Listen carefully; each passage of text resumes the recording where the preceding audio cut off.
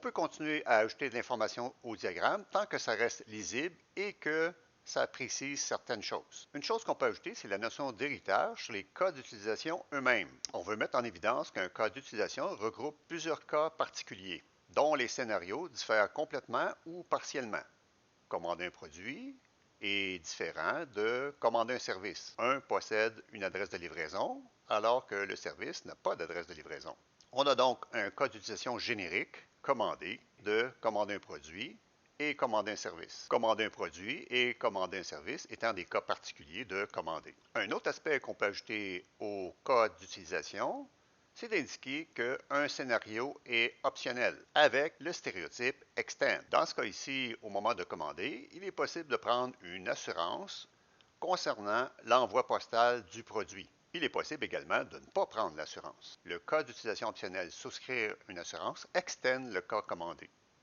Souscrire une assurance est finalement un morceau de scénario qui peut apparaître au sein du scénario commandé. Dernière relation qu'on peut avoir entre des cas d'utilisation, si rien ne figure, include est par défaut. Commander un produit ou réserver une place, qui est un service, est impossible à réaliser sans procéder au paiement. Ainsi, commander un produit ou réserver une place dans une salle de spectacle, dont tous les deux incluent le cas d'utilisation procéder au paiement. Il faut à un moment donné régler la commande. On revient au diagramme de cas d'utilisation d'un guichet automatique. On voit qu'il y a des cas d'utilisation qui incluent un morceau de scénario s'authentifier avec le stéréotype include. On entend par s'authentifier, c'est l'insertion d'une carte valide dans le guichet automatique et qui est une carte de la banque propriétaire du guichet automatique. Or, lorsqu'un client effectue un virement, il a la possibilité d'obtenir un reçu papier du guichet automatique, mais de manière facultative, ou le stéréotype extend.